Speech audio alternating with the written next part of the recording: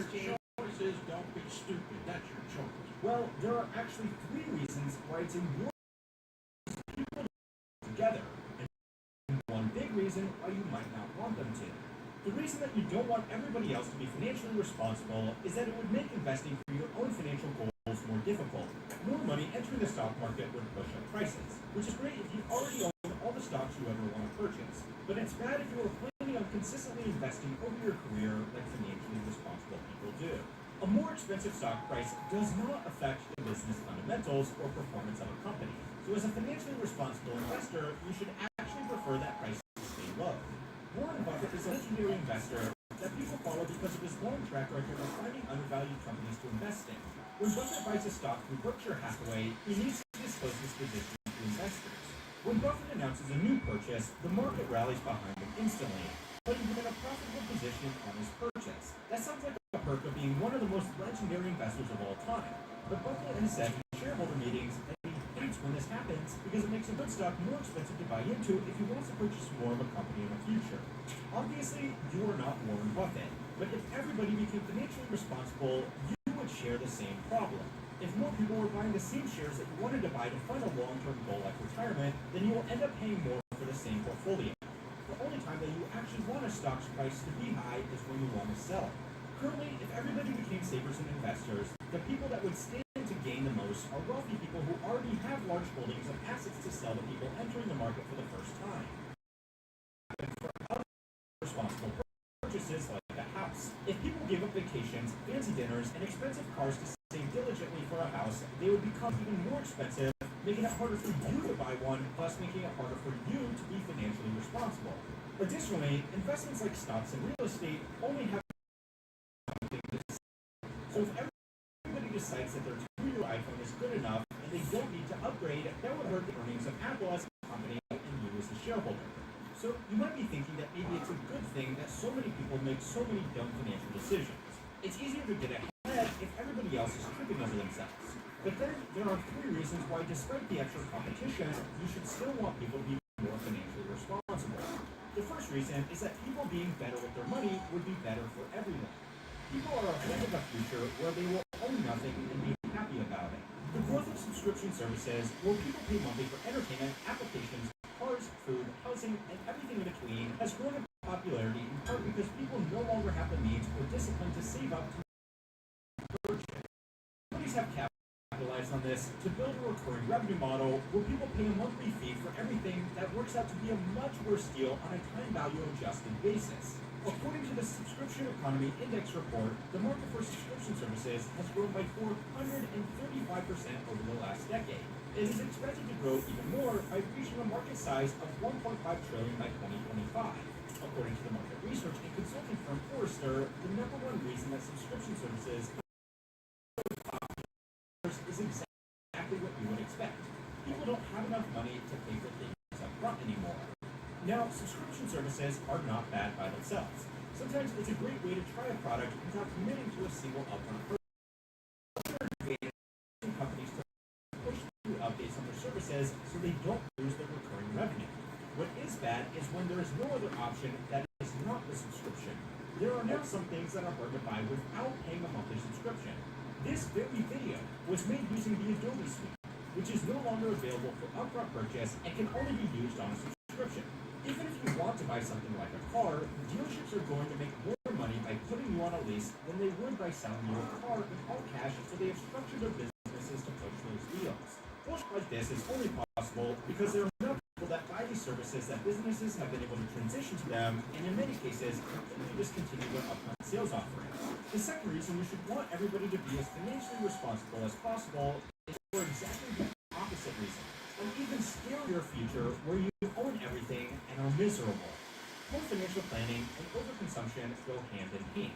According to data from the EPA, the average American uses more than their body weight in consumable products every day. Reckless spending has financed big cars, big houses, big meals, and big convenience that all comes at a financial cost, but is also an environmental cost. Even if you don't personally care about the environmental impact, this benefit is still important to you. If people buy less of everything and are more conscious of where they spend their money, then there will be more stuff left over for you. Less consumption will also reduce how much we collectively pay in environmental taxes, which will make it even easier to be financially responsible. And that's the third reason why we can afford for everybody to be financially responsible, and would be better off if they were. Money recklessly to stay in business. Fast fashion, consumer lenders, automakers, debt collectors, hotels, airlines. All people YOLOing their paycheck away or signing up for irresponsible amounts of debt. But other companies like groceries, healthcare, and repairers won't be as affected. While some companies would actually make more money in purchases than the things that are expensive up front, but pay themselves off over time, like new homes, solar panels, and high-quality, long-lasting clothes. If you save money, you will eventually spend it on something. And long-term purchases are generally better for everyone than easy consumables. More responsible spending done by everybody with the intention of being financially secure will also mean services like Social Security will have more to give to people in need. The bonus fourth reason is that if people are spending less of their money on useless junk, then we won't need to work as hard to make that useless junk. Today, the average American is not working as many hours as they used to 100 years ago, but we still haven't got our work-life balance perfected.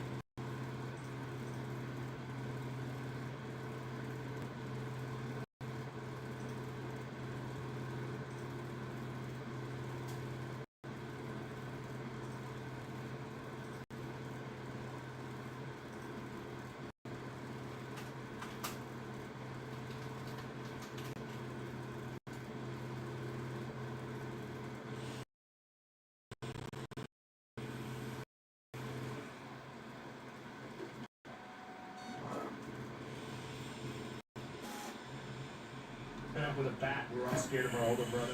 It was really funny. He was the Jew, the Puerto Rican Jew from Yes. Brooklyn. He was great. Yeah. He was a really nice guy too. So what else does it say here?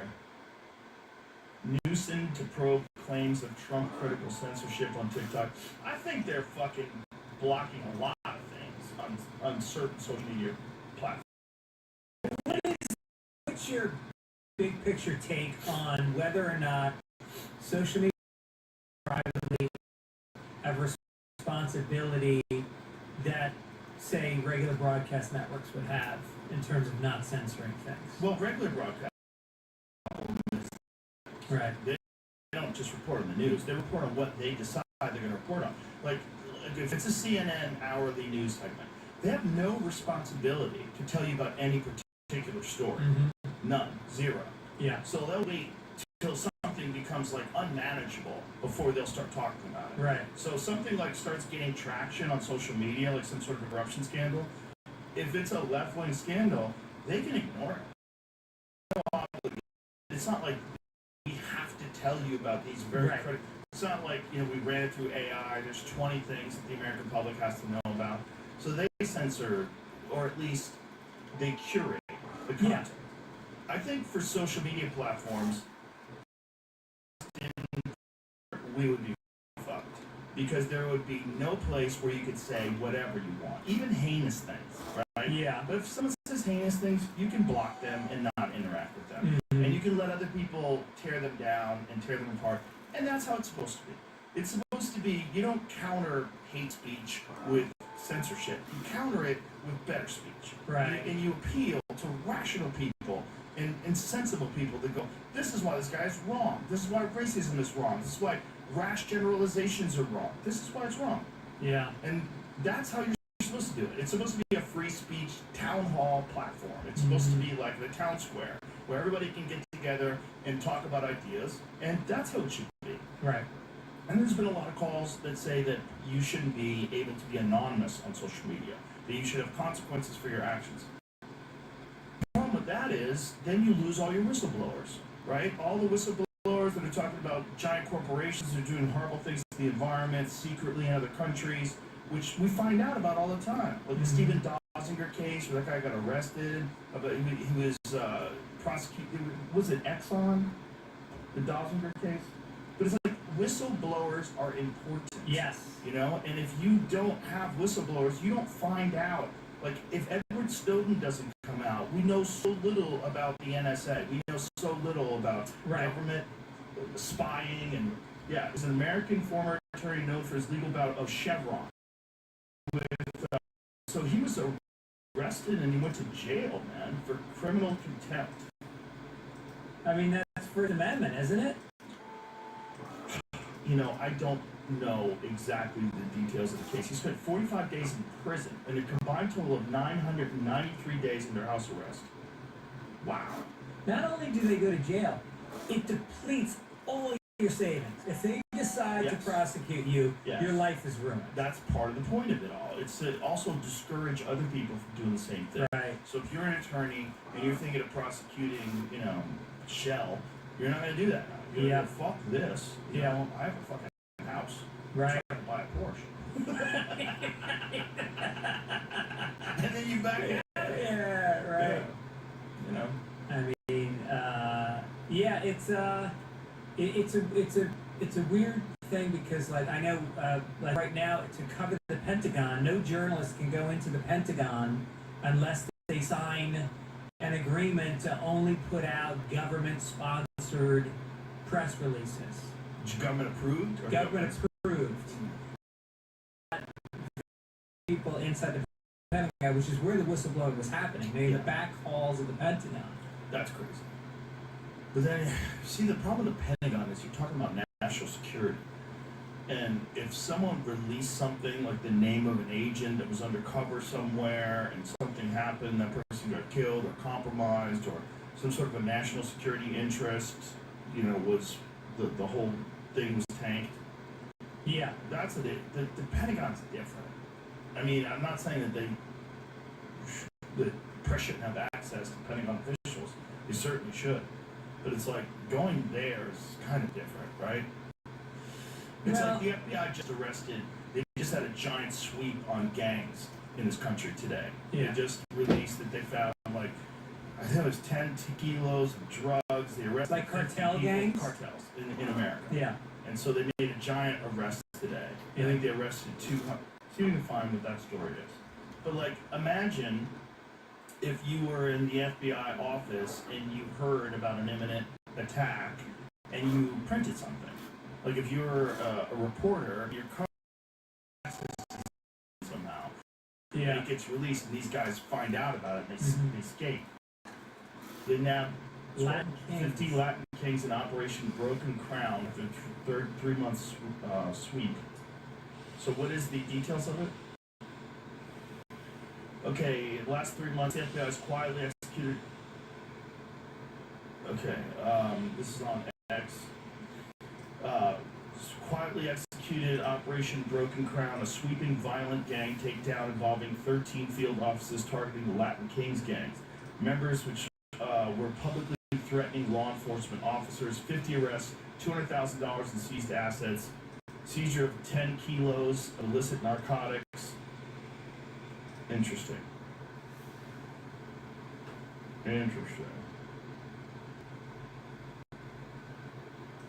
Well, so like that kind of situation, you can't have access to that information before they do it. That has to be very tight-lipped. You know, there's only a few of those kind of scenarios that I can imagine. But when it comes to like politics, like there should be live footage of it. It should Well, be you live only streamed. found out about the illegal bombings in Cambodia because there was a whistleblower inside of the Pentagon. Exactly. Exactly. So it does. You Yeah. do need some access. Yeah. What you need, right? Right. Well, it's like how many people? Here's the thing about like intelligence agencies. There's a lot of good people that are working there. It's like we judge them based on the evil people that are probably the ones with the most power. You know. Yes. There's probably a lot of like mid-level people working at the Pentagon, working at the CIA, working everywhere that are good people. Are you kidding me? These are people that have dedicated their lives to trying to, you know, I believe it's the same way with cops. I think, you know, Yes. I got 3 good buddies that are cops, and they are absolutely went into it the same way a social worker goes into it. Yes. And then there's evil ones that, you know, I think it was worse. I think back, like, you know, back in the days of like Serpico. You ever see that movie? Like, it was literally like the entire force was in on it. Yeah. You know, there was fucking legal gambling, legal drug dealing. Nobody got touched. Yep. Yeah, they've always done that. I mean, that's how they ran the mob in Vegas. Yeah. The mob ran Vegas with the cops. But you remember Vegas and Atlantic City, the only places allowed. I don't know why I That's stupidly asked that. I'm like, he's like, because of the mob, asshole. Yeah, fucking. Well, it was the mob, and I think Nevada. There was also. You see if this is true. There was supposedly a connection between the testing of nuclear weapons and then allowing the city, or the state rather, to have gambling. Because Nevada was one of the rare places where they like routinely tested nuclear weapons. Oh yeah. I don't know if you've ever seen the shows a history of all the atomic bombs going off in the United States. The video's crazy because it starts with the first test. Starts with the Trinity test. Starts with, they do the couple in the ocean. What's the matter? What's so funny? What is it? I asked if there's a connection between nuclear tests and gambling in Las Vegas, and it turns out, yeah, they would use it as a theme to attract gamblers. What? Come see a bomb. Yeah. From the early 1950s to the 1960s, Las Vegas casinos and tourism promoters actively used nearby nuclear weapons tests as themed attraction to draw gamblers and visitors. It's like. Oh my God, they had bomb parties on the rooftop. They would watch, they'd stay up gambling, drinking, and then stood outside to watch the blast on the horizon. Oh my God. It's like how Caesars does fireworks now. They had atomic themed promotions, atomic cocktails, atomic hairdos, nuclear pinup imagery like Miss Atomic Blast. Atomic City, USA, and Up and Atom to tie the test directly to Vegas nightlife and gambling culture. Holy shit, man. I wonder if you could place bets. Dude, I bet your eyebrows singe off. I don't know if they had the same thing like what they have now with modern prediction betting. Prediction betting, you can bet on pretty much everything. I just made a bet last night on. Go back down to where you were. Stop. Go with the bottom one. In short, nuclear weapons tests near Las Vegas were not just a backdrop; they were deliberately woven into casino culture that supported the city's gambling economy. But did it have the reason? Look, here's my question: Was Nevada allowed to have gambling because of them allowing nuclear tests? Like, was there any sort of an agreement? Because there's only 2 states at that time that allowed casinos, like real casinos. Right. And it seems kind of weird that one of them, New Jersey's always been surprised, like the most mob-ridden fucking state in the country at the time. Based in Atlantic City, pretty much. They could have fucking shit. Yeah. Atlantic City. And then Vegas was Bugsy Siegel, right? Okay, well, since Nevada legalized most forms of gambling in not 31, okay, so it doesn't make any sense because it's before that. So it's the Great Depression, economic. So no, so that theory doesn't hold up. I didn't know that Vegas was started at 31. That's nuts. So basically, the Great Depression, and then Vegas as a way to raise money, Which is for Nevada. hilarious. You have no money. There's no jobs. Why don't you gamble? What? My gamble is going to the food line, so I get a loaf of bread. That's my gamble today. You know what's crazy is that lake keeps drying up because they were having a drought. They keep finding bodies in the lake. No shit. Oh yeah, like those metal barrels with like bodies. They found. How many bodies have they found? Is it Lake Mead, I believe? Yeah. So as it's drying up, it's at like it was. I think it's probably picked up a little bit, but at one point in time it was at a historic low. Yeah. And so they were finding these fucking dead bodies. Damn. I think they found like a half a dozen of them, and I think they think there's a whole lot more in there. No shit. As of latest reporting, at least 6 separate discoveries of human remains, were made in Lake Mead in 2022 as the water level dropped, representing at least several different individuals. Wow. Find out that thing where they stopped searching for guns and bodies. I think it was in MacArthur Park. Tell him about Insomniac days. He used to have some dark motherfuckers in New Oh York. yeah. And he used to bring this guy in who was he was a New York City cop, and they basically said, we'll double your pay and give you early retirement if you put on a frog suit every night and you go out into, I think it was Flushing Bay, one of the bays, famous place where the mob was dropping bodies. And the guy would go into the water and he'd wait for the bridge. And when he'd fucking call it in. And he did that the night shift. And he'd finish that and he'd come into the Comedy Cellar at like 4 a.m. And he go drink in a scuba suit? in a bag. Drop body? Yeah.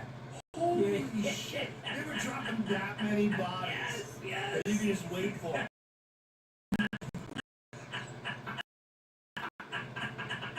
That's so crazy.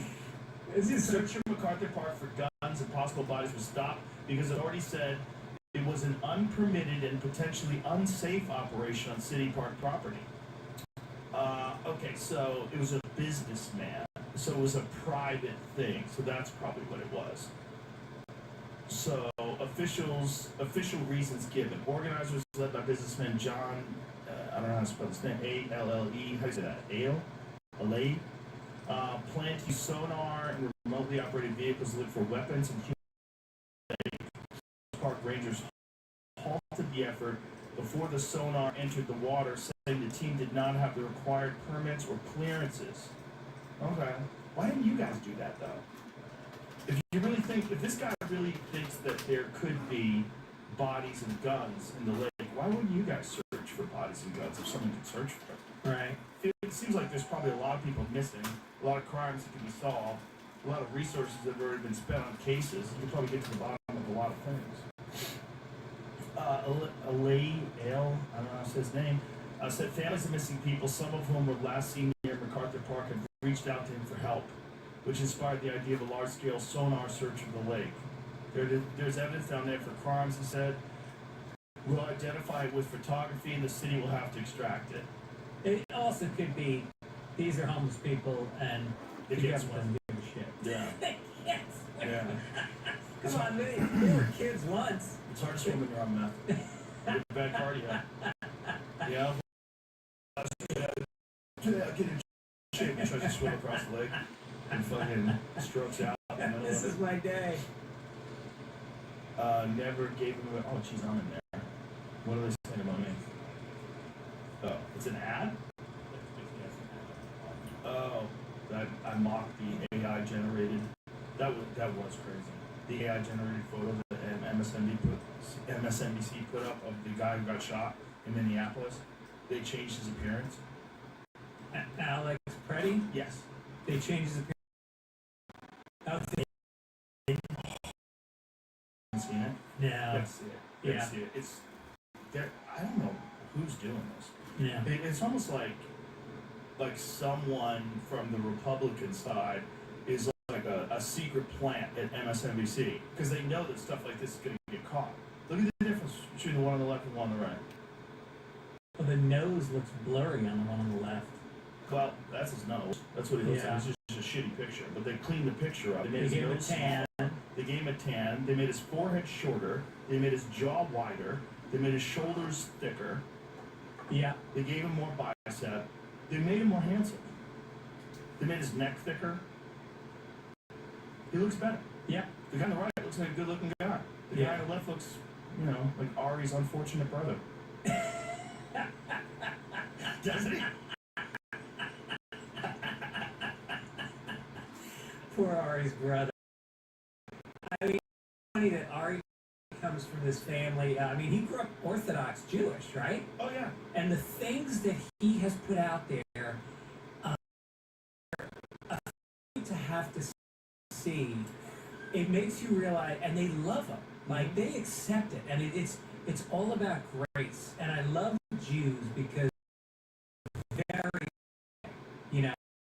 as much as you might be Orthodox, I found my wife is half Jewish, and there's something very open-minded about Jews. I mean, they were the original hippies, and they were the original communists in America, and they were always open to different ideas. And I think when I think about Ari's family, if they were Christian conservative versus Jewish conservative, I don't know that they'd be as accepting of him. You know, Ari's dad survived the Holocaust. No shit. Oh yeah, Ari's dad is tattooed. Damn. Yeah. He's very old. Yeah.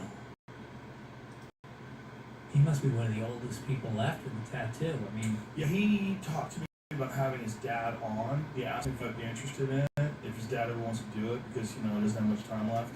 And I said, absolutely. And he goes, you know, I'm not sure if he'd be interested in it, but if he did, I think it would be important to talk I mean, about. he's got to be over 100 years old. I don't know how old he is. He's old though. Well, how long ago was You would have to have 25? been born actually in 1935. I think he's in his 80s, his late 80s. Yeah, okay, yeah. What am I thinking? Right. Mm-hmm. Yeah. Jesus. Yeah, it's dark. It's horrible. It's so crazy. It's so crazy that was less than 100 years ago. I know. And the Germans like that fucking Norm Macdonald bit about how, you know, Germany is the country we really should be afraid of these wars and what they're like.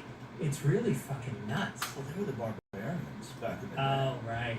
You know, I mean, we think of now as engineers. They make BMWs. You know? But back then, they were the barbarians. During the Roman era, I guess the tribes. Vikings were Scandinavian, and then they were fighting against the Bro, the Germans Vikings. were fucking terrifying. yeah. They were terrifying. And they all became engineers. They became, like, brilliant. Yeah. They're, like, very disciplined people, which is interesting, because Germany's known for that. Yeah. But also, shit porn. Remember? Like, in the early days of the internet, a lot of the shit porn, like, weird, crazy, like, Dog shitting. fucking. A lot of that was coming. And we were trying to analyze it one day. I was like, it's probably because if you're so buttoned down and so disciplined and regimented and conservative in your daily life, the way you cut loose, it's like you shit in each other's mouths and fuck each other in the butt. Like, some of the craziest shit porn was coming out of Germany. Yeah. This was like late 90s, early 2000s, when we first started like finding weird websites that would, you know, you'd be able to find things on. Oh no! Before that, I'd go to Sex World in New York, where you sit in those booths and you put in quarters and you watch porn, and they always had the darkest German porn in there. Really? Yeah, a lot of animals and shit. And I'm like 15 years old, going like, and I've got these coins. You go in and you give the guy $10, and he gives you a handful of coins. Just imagine if you put a black light on those fucking coins. And I got them in my hand. Just jizz all over those things. Feed them into the, and I'm Black pushing, lights are terrifying. pushing buttons to pick which film to watch. I have a friend going to black light into a hotel room. You just find jizz on the carpet. No Yeah, kidding. you find jizz on the fucking blanket sometimes. You go to a cheap hotel or a motel, how well do you think they're cleaning those carpets? Do Well, you think they clean the walls? I've been in hotels where they put the remote control in a baggie for you. Because they say that's the most... No, because you don't have to touch the remote. And then they change the baggie on the remote each time. Remote through the bag? Yeah. Who does that? I take it out of the bag. Yeah. That's ridiculous. Toilet seats and touching everything. What are we talking about here?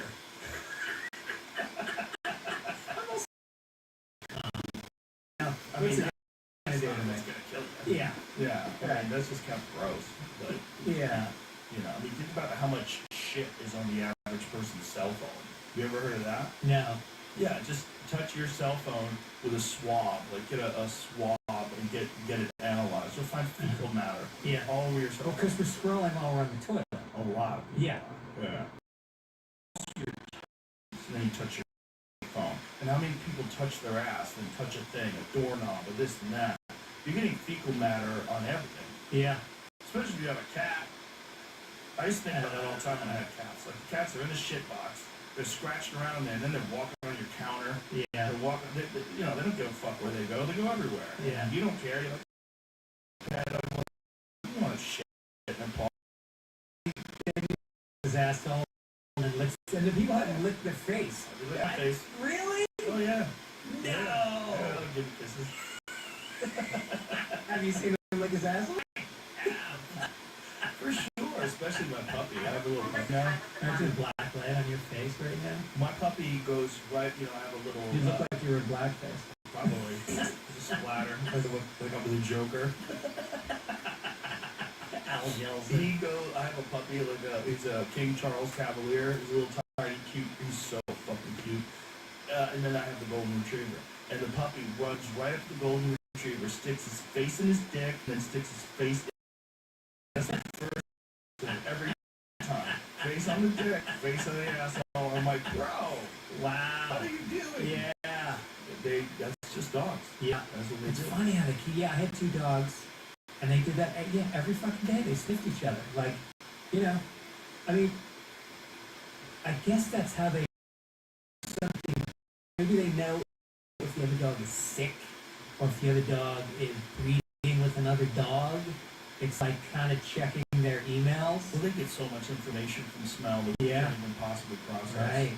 They say that a dog can smell a cheeseburger. They don't just smell the cheeseburger, they smell every individual ingredient. They smell the mustard, they smell the pickle, they smell everything. They smell the lettuce. Yeah, they smell, they think that dogs smell anxiety. They smell like moods. That's why when certain people come over your house, they're scared of dogs. Dogs get sketchy with it's because the person's probably nervous. They're giving off a scent. Hey, no, my mom, her sister was attacked really bad by a dog when they were little. So my mom has this trauma about dogs. We have these little we have a Shih Tzu and a Lhasa Apso, these little dogs. She was terrified, and the dogs would growl at her. They didn't growl at anybody. Oh my god. That's crazy. Yeah, they smell things. They sense things. Yeah. And that's Right. to be dogs. They were the wolves that hung out with us and would let us know when something's going down. Yeah. Well, I have a very strong olfactory sense. Like, I'm very, of my 5 senses, I would put it up there at the top. Like, I love perfume. Really? I love perfume. I don't like when women wear too much of it, and then they hug you at the Comedy Store, and then you go home, and you smell like fucking perfume. You're like, honey, it's just Whitney Cummings has this new Chanel.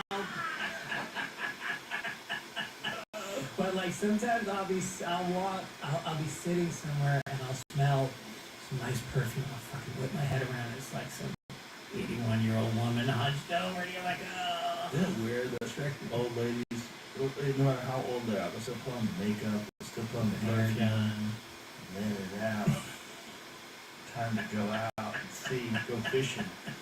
See if this old bait can catch a bass. Yeah, right. Yeah, there's this bar up at my where my mom lives in Florida, and there's this bar, and it's like a famous cougar bar, and it's all these rich women because men die faster. Right. It's like it's impossible for a woman in Florida who's in her 70s to find a guy who's anywhere near her age. She's got to date a guy in his late 80s and she's in her 70s. Wow. And so these women go to this bar, and they, like you said, they're wearing a lot of leopard print. Yeah, they're letting you know. It's stiletto heels. It's like stiletto heels, but the toes are all twisted and mangled. My wife has been watching this horrible show that's on Netflix. It's like one of those housewife shows, but it's all West Palm Beach ladies. It's all these like rich ladies with plastic surgery. Palm Beach. Beach ladies is Palm Beach the rich area? Yeah. Is West Palm like the more moderate area? No, it's poor. It's poor. Yeah. West It has with the people that work on Palm Beach cleaning the. I see. Because there's basically Palm Beach is a bridge to get to. You know the history of Palm Beach? No. They I built. do. Yeah, go ahead. They created it. It was like a sandbar that they built up, and then they hired. They didn't hire it. They hired a bunch of black people to come on the island and build all the houses, the infrastructure. Black people. I don't know. I mean, for sure, they only hired black people? I mean, look at us, baby, but like, all I know is there was a lot of black people doing the building. They finished it, and then the island held a big party for the black people on the end of the island to celebrate, and then they torched all their houses. And forced them off the island. Yeah, That's the history of Palm Beach. They torched their houses The houses. after they were done building the mansion. Yes. Yeah. And it's probably the wealthiest piece of real estate in the country right now. Fucking evil. That's so. You imagine a guy who built your house, he's at home with his kid. Yeah. Having a, wow, what a great job I got. Yeah. You know? And then I Get get to to start a live in family this here. beautiful I live in place. this place. I helped build these beautiful mansions These that we people are drive by. gonna love me because I helped them create a life. God, with their fucking houses on fire. Yeah. Pull up that story. I need to hear about that. That's crazy. But these ladies are just monsters. It's just all like the social status. Yeah. It's all like who's got the most money. Like they don't even know how much money I have. Yeah. You know, like I'm a millionaire. And then they have these clubs. My friend's father lives there, and he belongs to a club. Oh, you got that one. And he worked for, I won't say who the person was, but a very famous Jewish family. And she went to lunch one day at one of these clubs that didn't allow Jews, and the waiter Clubs still don't allow. No, Jews. this is going back 20 years at the most. Only 20 years 20 ago. years ago. So in 2006, 2006. Probably about There's that. clubs that 20, don't allow 30 years. Jews? Yeah. Well, you know, where Augusta, where they play the Masters, only started allowing black members in like the 80s. Remember Tiger Woods was playing there and he got shit because it was a black player.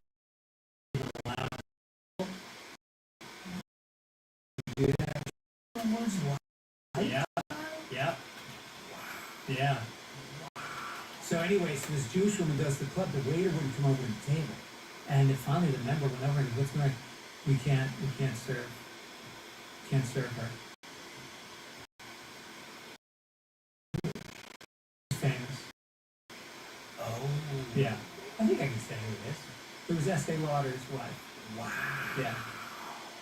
It was Estee Lauder the woman? Yeah. Estee Lauder is a woman. One of the richest women in the country. Yeah. We can't serve her because of her religion. Yeah. Yeah. Wow. And that was 2006. Hey, the country clubs, you know, the rule on it was, look, the Friars We Club. need to make sure that's true.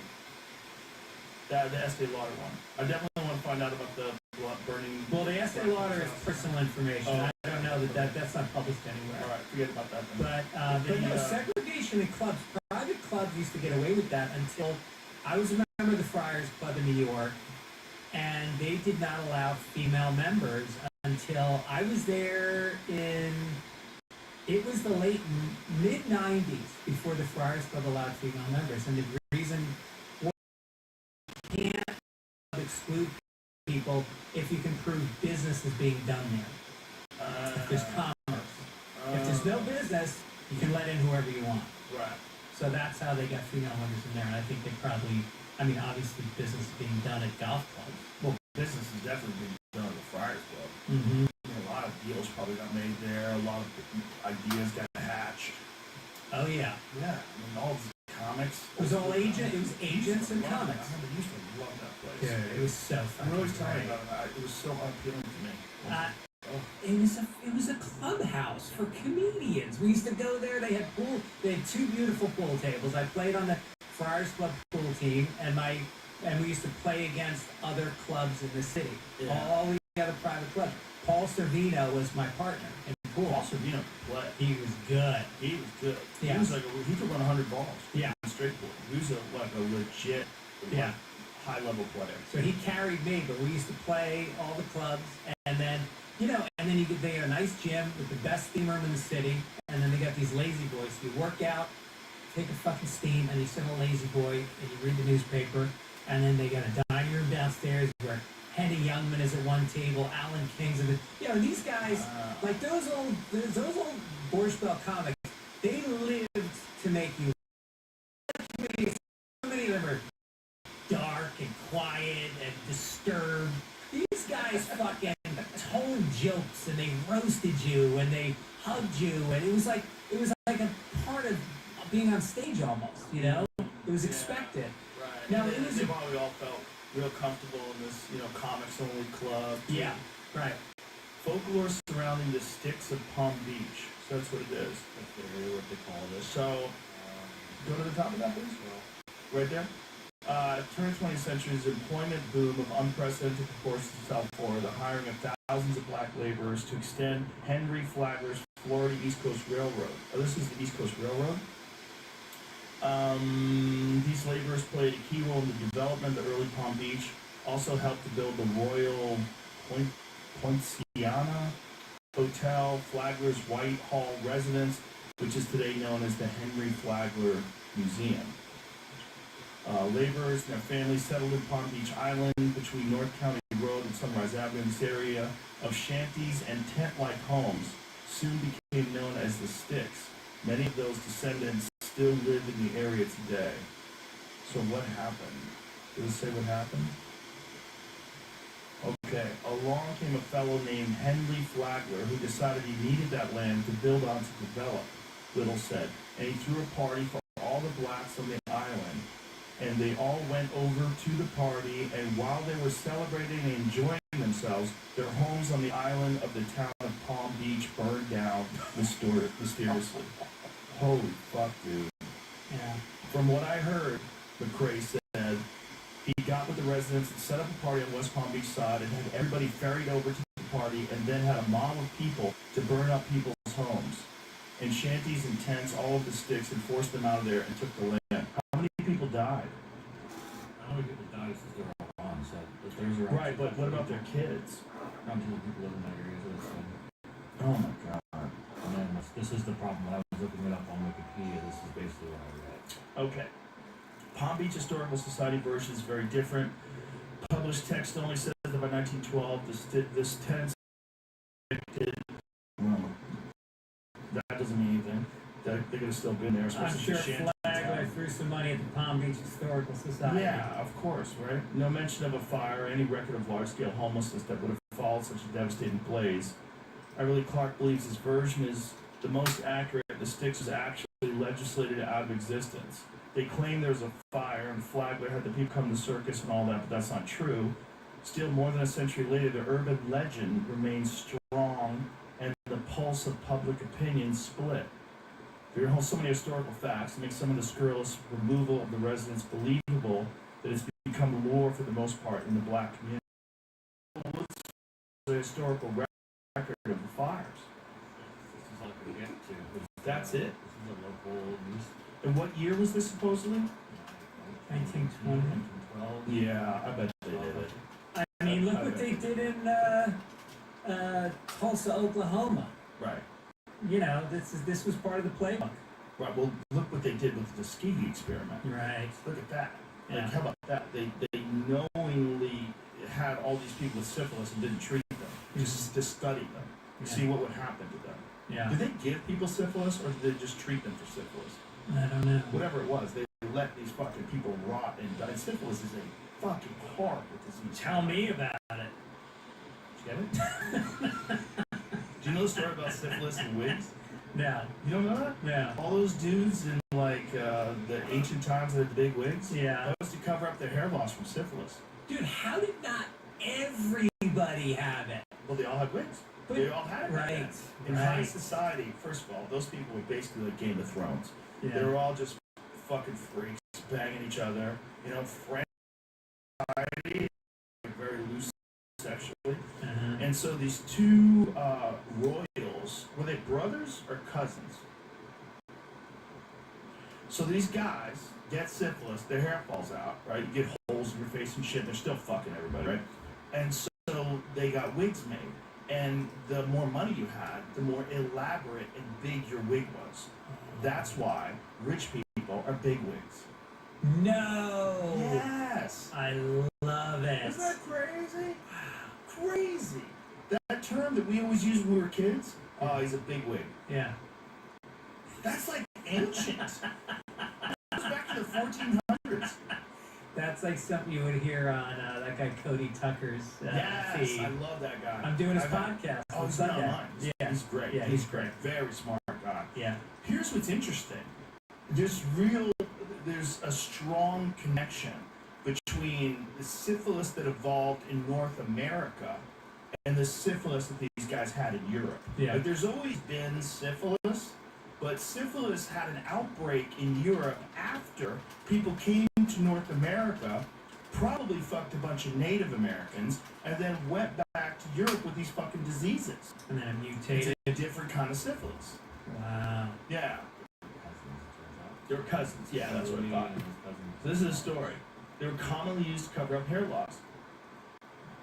But their use did not become widespread until two kings started to lose their hair. King Louis of France hair loss at the age of 17, then hired 48 wig makers 48? to help combat his thinning locks. So a lot of these guys wound up getting syphilis, and there was, normal hair loss on top of it. Both conditions being syphilitic signals. Everybody had syphilis back then, man. They probably didn't wear condoms. They're probably all freaks. They're probably they all doing went to cocaine. whores. Yes. I mean, that's what you did. When you were a wealthy guy, you went to the whorehouse all the time. Then you came home and you gave it to your wife. Then she had a baby, and a lot, depending on the disease, babies are born with the sexually transmitted behavior. Right. And that's what the crazy thing about the Epstein leaks today. The one email And we're here. that said that Bill Gates wanted to get from him antibiotics to give to Melinda because he got syphilis or he got something. The clap, chlamydia, whatever he got. He got some sort of an STD from a prostitute. Do you think if she could have the choice between getting the, what did she get, $50 billion, or not getting the syphilis? Syphilis was probably the clap. It was probably chlamydia or something like that. That's not good. Yeah. But if who knows if that's true though? Clearly was some sort of a blackmailer, and this is an email that Epstein wrote, so it could be complete fiction. Epstein could have wrote that to put pressure on Bill Gates for some fucking business deal. Like, who fucking knows? He could have spread rumors and then said that he'll squash those rumors. But these guys are dealing in deception and blackmail, and so you can't assume that it's true. Think about how many relationships Epstein had and that he was working almost every one of them, leveraging and... Oh, he was really good at that. Yeah. That one thing, guy could have cured cancer if he went into that business. Well, he was science, yeah. Well, he was also into compromising scientists, right? Like, let's say that you want to get a drug test, right? And you want FDA approval of this drug, but it's some sort of a competing drug. We have a bunch of scientists on your side, and these scientists can go attack that competing drug. Mm-hmm. And then all of a sudden, well, you have this guy, he comes from MIT, and he says this. And like, and then it's important to have the leverage of respected academics. Right. Epstein with a smiley emoji asked former Israeli PM Ehud Barak, is that how you say his name? He does not work for the Mossad in a meeting with a senior Qatari investment official.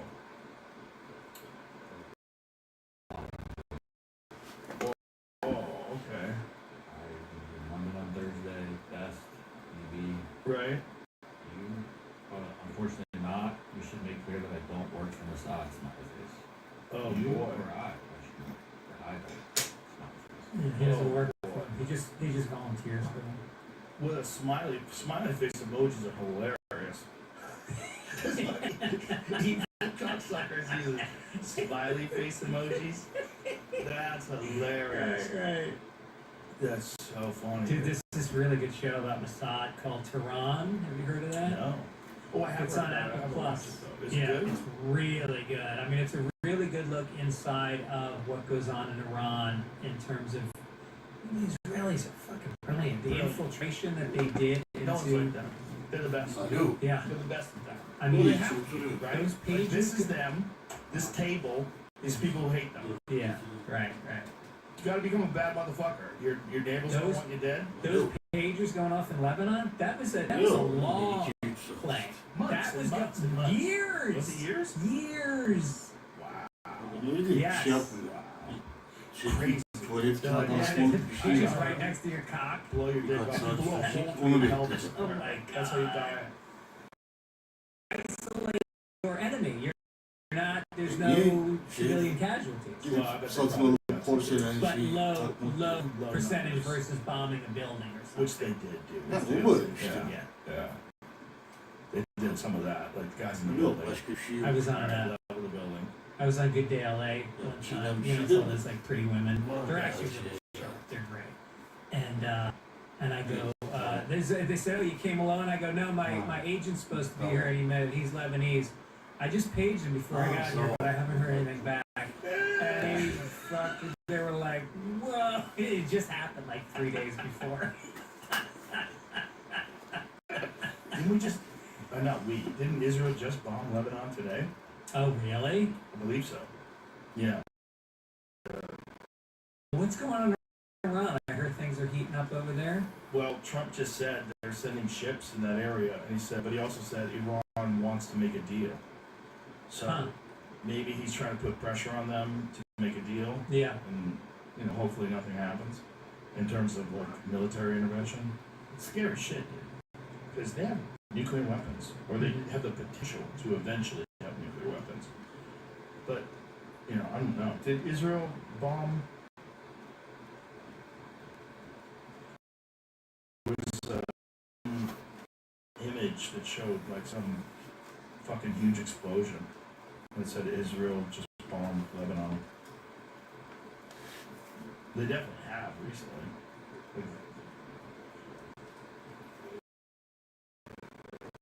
There, right? Yeah.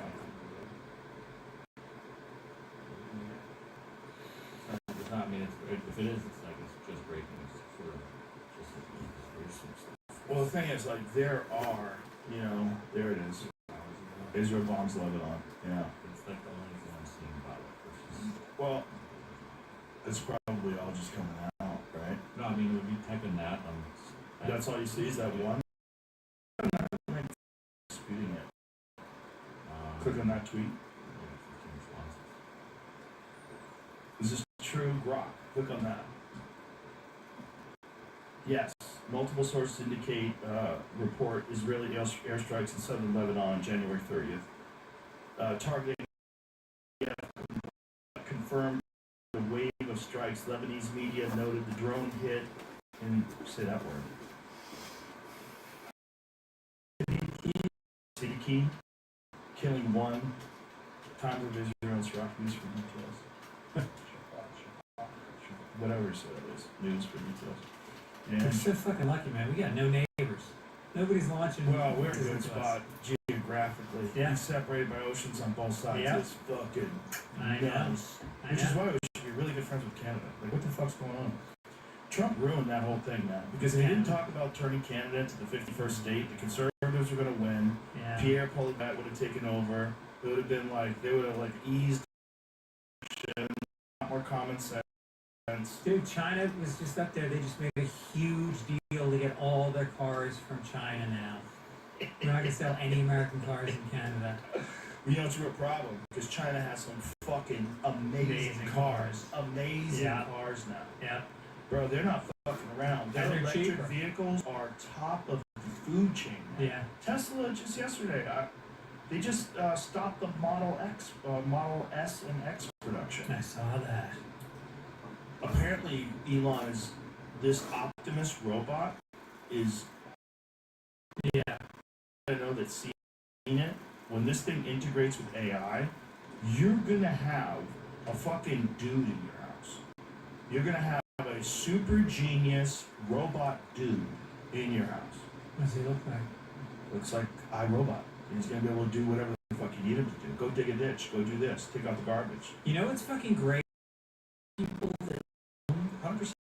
they know everything about your life. They can actually hold a conversation with you. Yes. Show pictures of your fucking grandkids on their chest while they know your interests, ask you memories. All they want to do is talk about, memories, and They'll they're show going to you. listen. Yeah. They'll talk to you. Yeah. Not only that, they'll confirm all of your delusions. Tesla to build 1 million Optimus robots per year at Fremont factory. 1 million a year. Damn. We need these robots because they're gonna terraform the moon and Mars. Like, we're not. Think anybody I think that's all the future. It's a little chilly up there. It's not just that. It's just like no one's gonna want to do it. You got only suicidal people want to It's a go. one-way trip. Well, you can get back. You can get back. It used to be a one-way trip. Now they figured out you can get back. Oh, really? Yeah, you have to wait 6 months. Yeah. You get back like every 6 months. That's that movie, The Martian. Plus, the flight's gonna be delayed. Right. Yeah. Or you just hope it doesn't get hit with a micrometeor while it's out in space. Uh-huh. Like all kinds of weird shit can happen. You What's have a 6 micrometeor? micrometeors. Oh, They're little micrometeors. tiny ones. They're Yeah, flying right, around. They right. just punch holes through everything. Uh, They're on like 170,000 miles an hour and they just go whipping through the building. how much junk is there in space right now in terms of like satellites that just So, crapped out? well, just if you ever looked at the amount of satellites that surround the Earth, Yeah. it's fucking bananas. Yeah. It's nuts. And then there's, And there's no plan for when they expire, right? They just stay up there. well, some of them, they lose their orbit decays, and then they come crashing down to the Earth. That happens. You know, they have to figure out where they're going to hit. You know, and hopefully they don't hit the middle of fucking, Dusseldorf. You know what I mean? Like you can hit a major city. It's such a funny city to say. Dusseldorf. I mean, it could, you got a fucking satellite down there. It could land right in your face. Yeah. That's wild. Yeah. Yeah. That's, I went to SpaceX for the launch of the last rocket. I watched the launch. uh-huh. Jamie did too. We were right there. And I went into the control room with Elon and watched the entire journey while it was flying over the Earth and it lands and touched down in Australia in the ocean. Wow. 35 minutes later. It was Really? nuts. It was nuts. Yeah, this travels and then comes straight to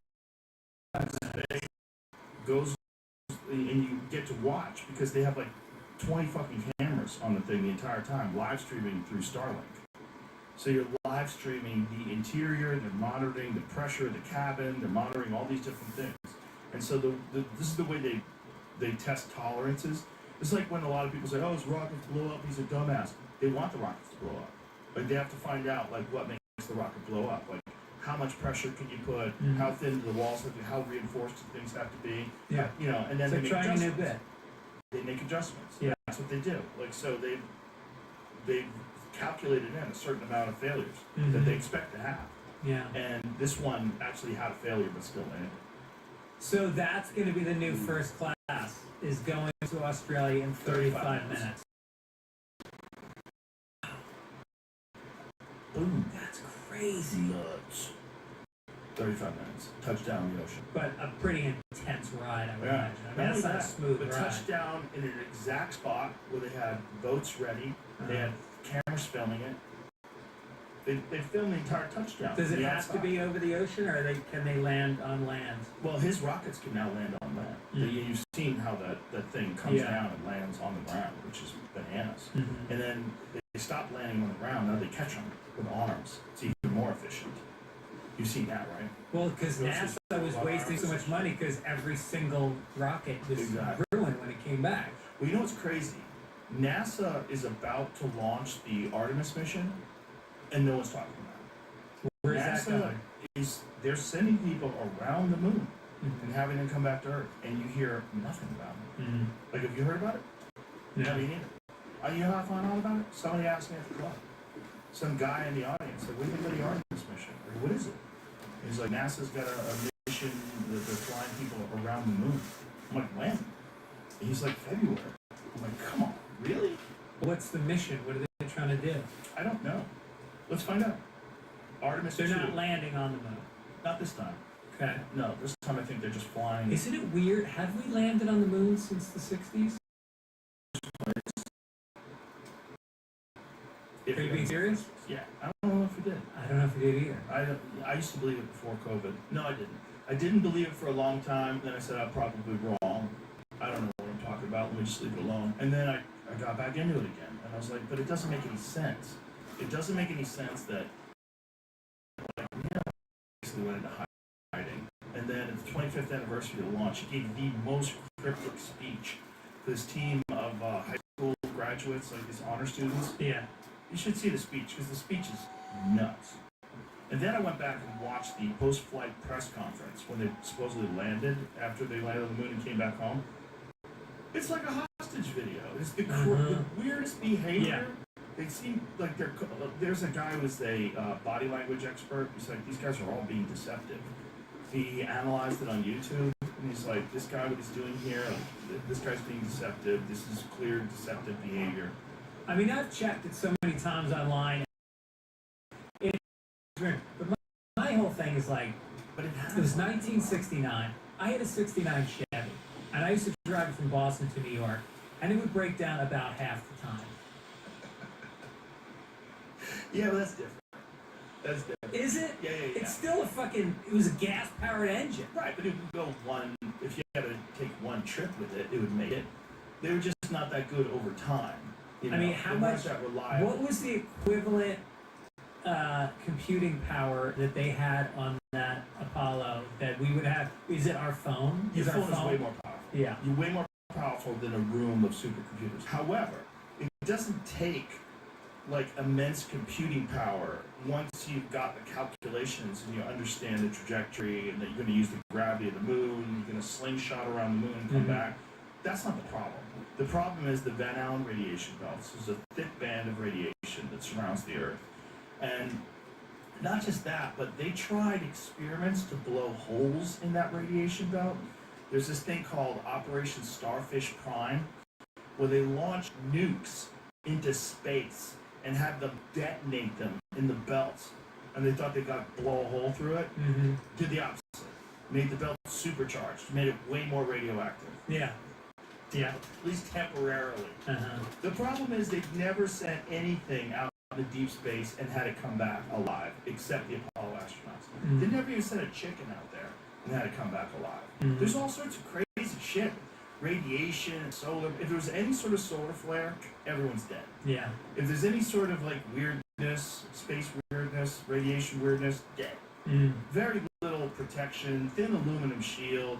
It just didn't make any sense. And also, there's not been a single thing from 1969 that's not cheaper, easier, and better today, other than the moon landing. And we haven't done it. Yeah, we haven't done it since '72. Isn't that crazy? It's nuts. It doesn't seem real. Yeah. It was also the first time. By the way, can I just stop for a moment and go, having a talk about moon landing with Joe Rogan is a little bit like playing like pickup basketball with the Celtics. It's just a moment in time. I know too much. I've spent a stupid amount of time of my life studying this. Yeah. There's also Werner von Braun, publicly said before he even got involved with NASA, you couldn't go to the moon. So it would take so much fuel to get there. It would take the rockets would have to be so big to get there that it wouldn't be possible. And he also went to Antarctica before the moon landings to pick up moon rocks. It was a publicly known trip. Antarctica is a great place to get meteorites because it's all they land, you can see them. Yeah. And a lot of our meteorites come off the moon. The moon gets hit, chunk flies off, enters Earth's atmosphere, lands on Earth. Yeah. It's commonly known, right? So he did that. And then they gave away a piece of moon rock that they got from the moon to the Prime Minister of the Netherlands. Look that up. And Buzz Aldrin, Neil Armstrong presented this, like, look, sir, we've given you a chunk of the moon. Turned out it was a piece of petrified wood. They had it analyzed years later. It was not a moon rock. They just, like, fuck these people.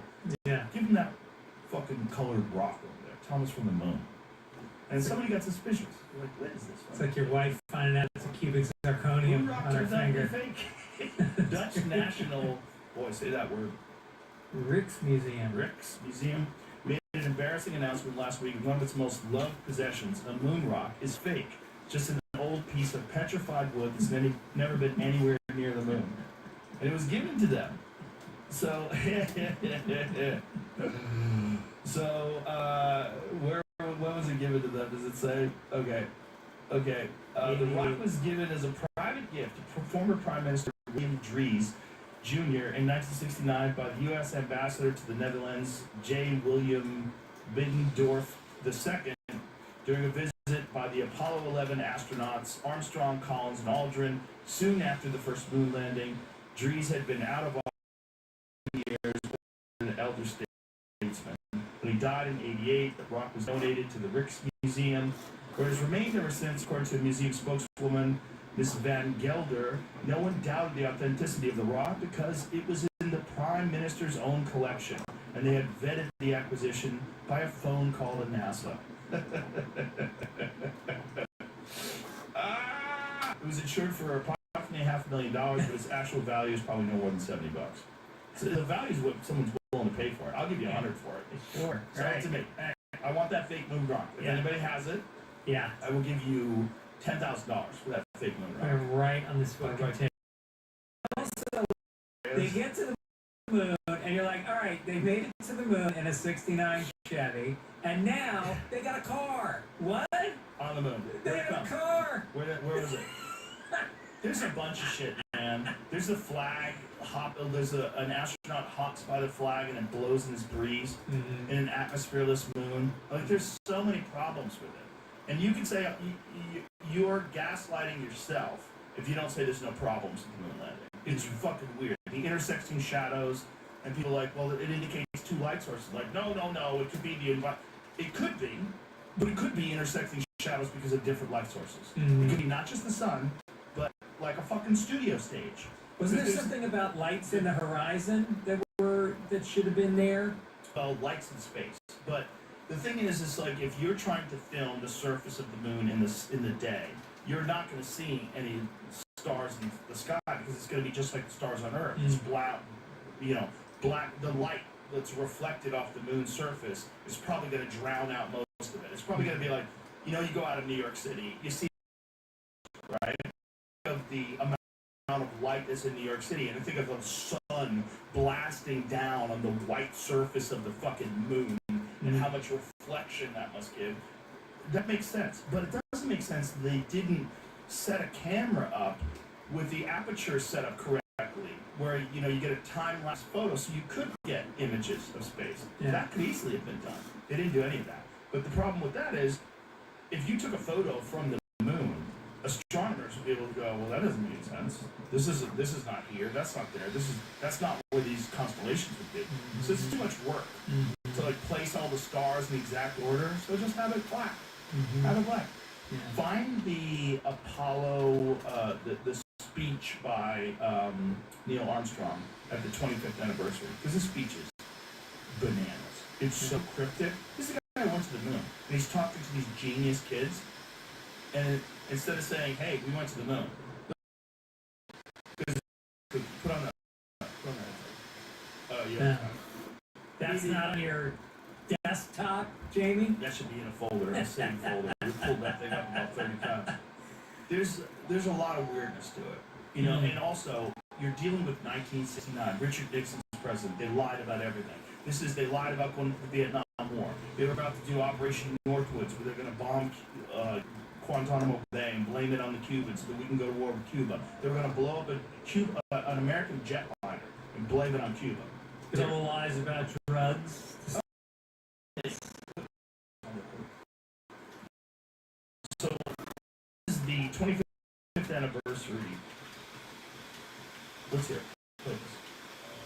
On the 25th anniversary of the event, in 1994, Neil Armstrong made a rare public appearance and held back tears as he spoke these brief cryptic remarks before the next generation of taxpayers as they toured the White House. Today we have with us a group of students among America's best. To you, we say,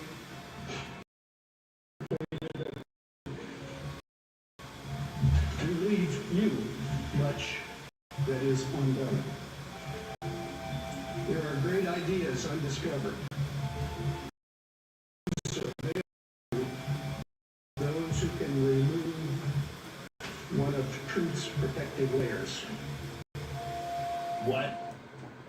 What does that mean? One of truth's protective layers?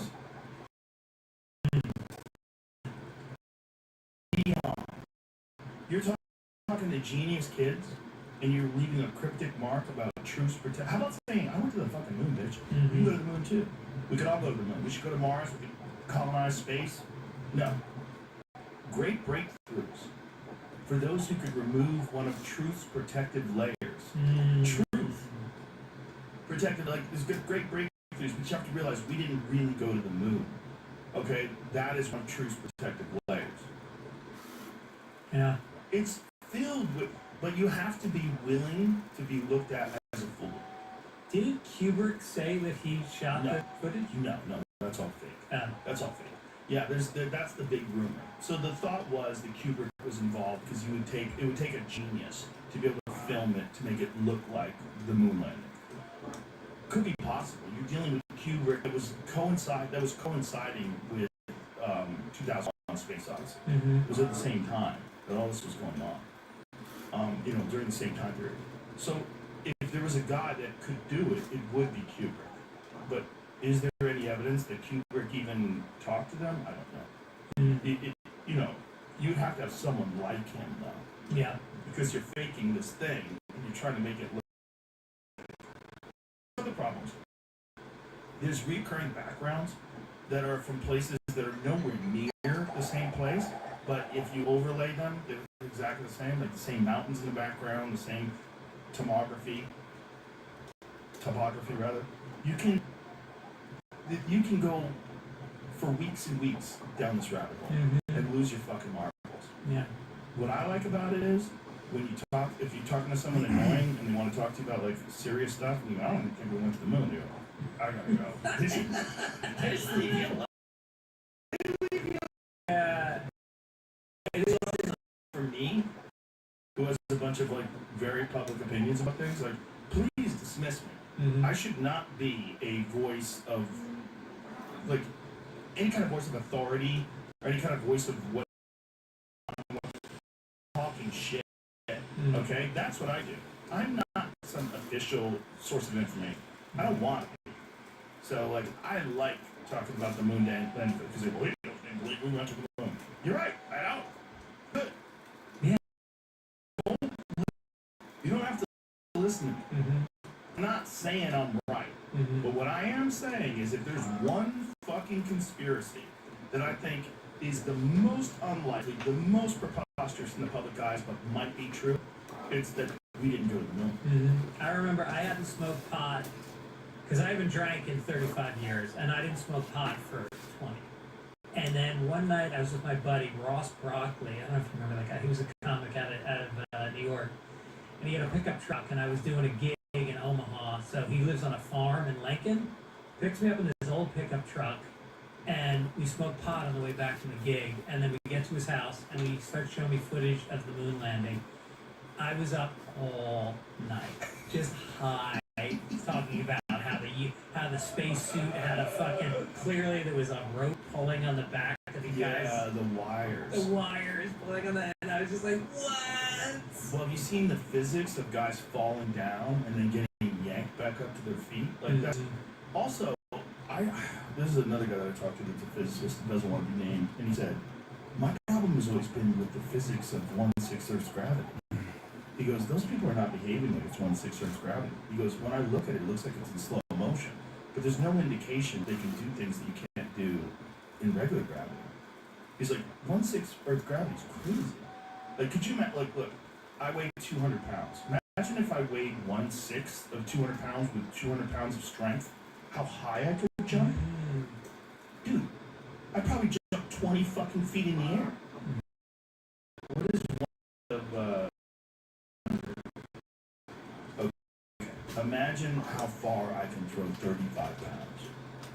I can take a 35-pound kettlebell and chuck it across. It wind up. If I spin around like a fucking shot putter, I'll fucking throw that thing. Imagine what you could do with a running start if you weighed 35 pounds and just leaped in the air. You could fly. This was his take on it. He's like, we don't have any observable instances of people operating in 1/6 Earth gravity except for the moon missions. And he said, it just always seems weird to me. He goes, because when you look at the people in zero gravity, they behave exactly like zero gravity. You look at people in the space station, he goes, all that matches. They can all float around, they can spin, it seems funny, they can like drift toothpaste to each other and they catch it. He goes, all that tracks. So the moon landings, he goes, like, it's weird.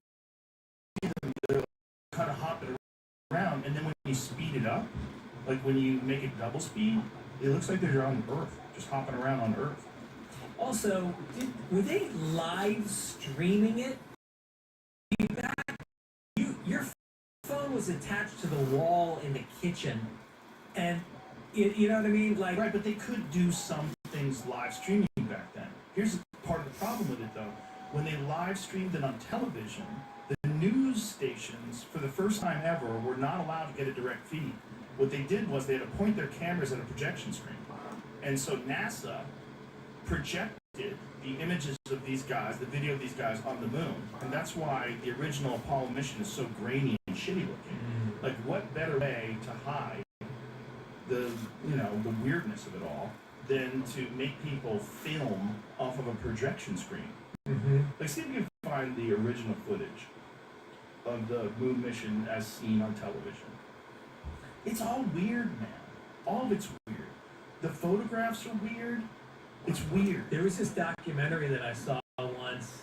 It came out around 91, maybe, and it tracked the lives of the men who had been on the moon. The first ones that had been. I don't know if it's the first, but the first couple waves.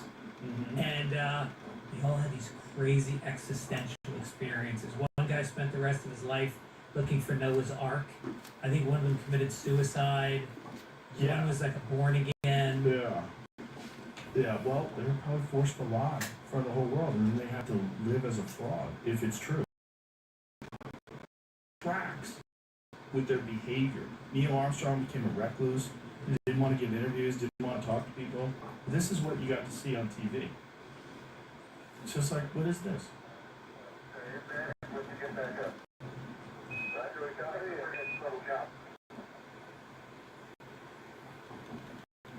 Oh, it's real weird. Nixon talked to them on the phone. Congratulations, boys. Like, maybe they had some sort of technology that could communicate with people that far away. But, like, wouldn't there be an immense delay? Yeah. How much? Well, I'm sure they would probably calculate that delay into the conversation if they were trying to fake it. But the point is, it's highly unlikely that we would do that in 1969 and not have bases on the moon by now. It's highly unlikely. Whoa, we spent a lot of money. That's the other thing. All the technology is missing, right? The telemetry data, they deleted all of that, which is like the real information that tracks the mission at every step of the way. All that's gone. They deleted that. They deleted all the original videos. All the original film, gone. All you get is copies. So nothing can be analyzed. 2.6 round-trip light speed delay appears in the original Apollo 11 recordings of Nixon's phone call. Huh, I would do that. I would make a little delay. I wouldn't make it instantaneous if I was going to fake it, especially if you're like fucking staying in Cuba. Yeah, it's all like real weird, man. It's real weird because the first thing that I saw that made me think about it was this Bart Sabrell movie. A funny thing happened on the way to the moon, and I had him on the podcast. That Neil Armstrong thing. That's the first time I saw that. That clip's actually from that documentary. The documentary's crazy. There's a lot of things in that documentary just like, what? Yeah. What? But a lot of those astronauts got real fucking weird when they came back. But also, you'd probably get real weird if you went to the moon too. Exactly. Well, the guys that just go in space, which I do believe they went in space, guys that just go to the space station come back and they have this very profound experience of seeing the Earth from a distance, and they just realize, like, oh my God, we're such fools. We're all together, alone. It's one thing. We're fighting over nonsense and borders and resources. There's enough for everyone. We should just unite as a human race. And it's this, they all have a very similar kind of epiphany when they go up there, which makes sense. I mean, you're way up you're 300 miles above the Earth looking down on it, thinking about how important this blue circle is to you. Right. I mean, that would weird you out, period. It'd be good for people. The more people that can see that, the better. Oh, yeah. What it did for Katy Perry. Look what it did She's for her like an career. astronaut. It literally ruined her I don't career. understand why it ruined her. Like, what was the big deal? I don't know. It was. People were mad at her. I feel like it's like that when you see certain actresses at the Oscars act like fucking lunatics. Like, I forget that woman's name, but some actress, they overdo the speech, and everybody goes like, what a Ew. fucking phony weirdo. And then you just don't want to see their movies anymore. That is true. It does happen. Or they just talk too much about politics or social issues. Like that poor girl that was a really young girl that played Snow White. You wanted to see the movie after she was talking? Yeah. Oh, God. I know. Just shut up. Kids that are wrapped up in the social media echo chamber of being like a virtuous social justice warrior. Mhm. And they want to use their platform and like, hey honey, you're 19. Like when I was 19, thank God nobody put a microphone in front of my face. Mhm. Thank God. Mhm. No one asked me what I thought about global events and world politics and Yeah. social justice. Thank God. Mhm. Thank God I didn't have Twitter.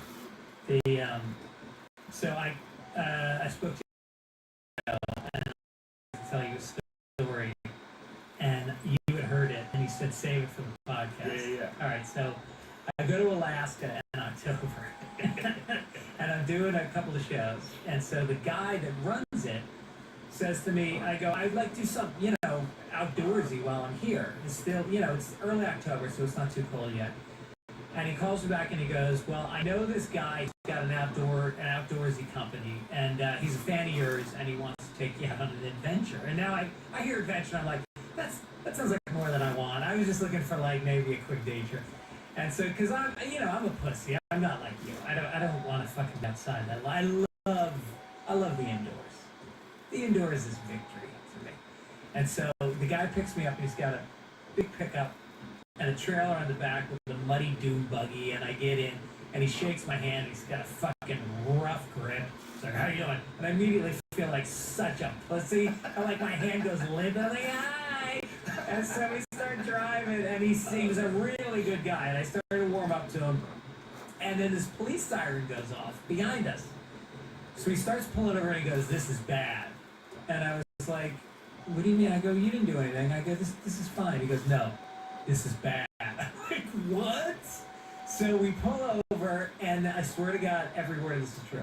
So this cop starts walking up towards the car. He's about 6'4", and as he walks, the guy driving hands me a baggie with white powder, and part of it spills on my pants, and he goes, hide this.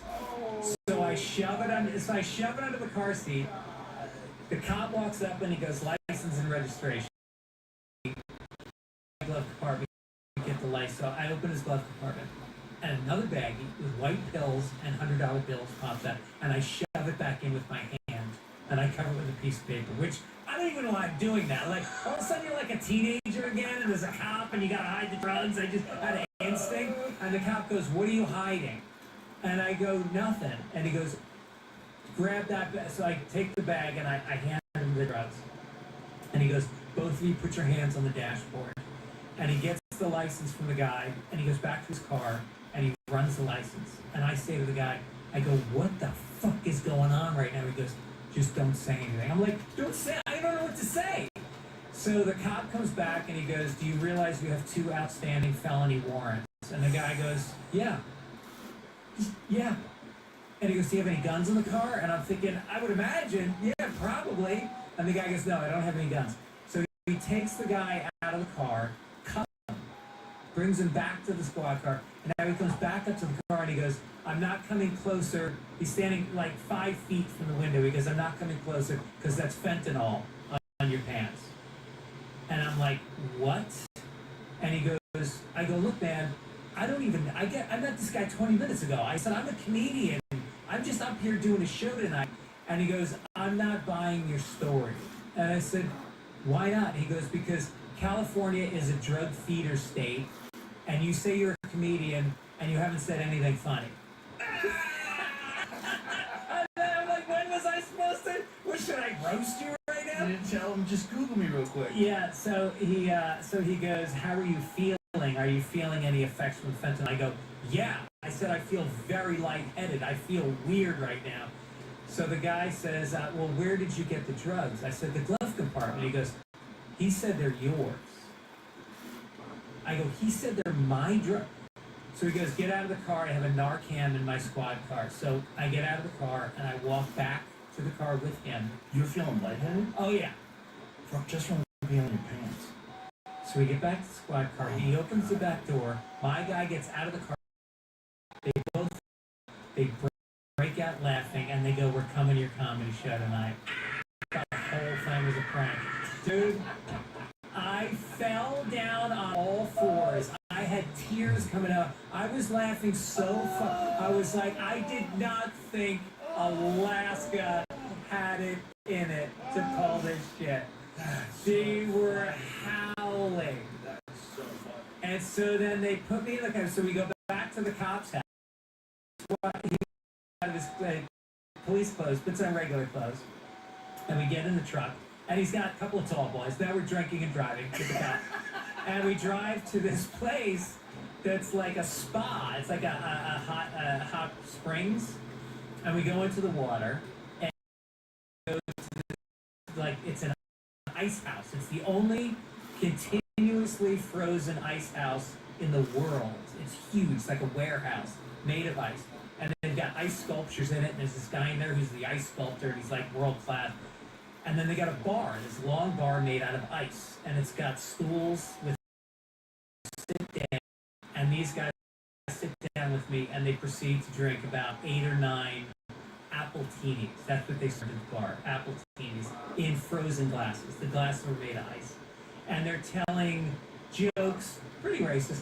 And I'm sitting there fucking shivering, listening to racist jokes, looking at my watch like, I gotta fucking shit. So we leave. And now we're walking back, and the guy's shit-faced, and he goes to get behind the truck. I go, no, I'm driving. So now I'm behind the wheel of this monster truck with a fucking dune buggy behind me while these two idiots are laughing at me drunk. We end up going straight to my show. They sit in the audience, drink more, and heckle me during my show. Oh my god! Did you tell a story on stage? Oh, fuck yeah. Oh, of course. Yeah. And I told the story. I think I told that on somebody else's podcast. But the guy's name is Craig Compost. He's a famous Alaskan outdoor Compost.